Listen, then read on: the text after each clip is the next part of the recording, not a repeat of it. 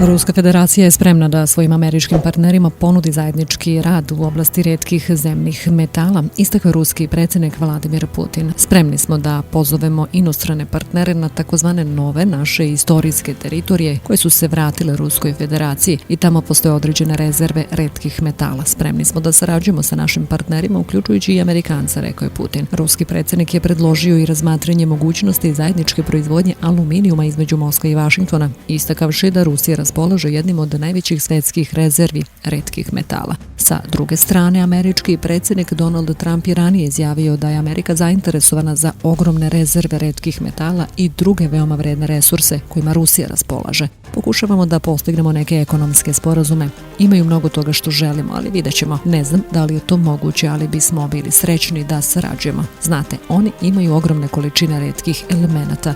To je veoma velika država, najveća po površini, rekao je tada Trump.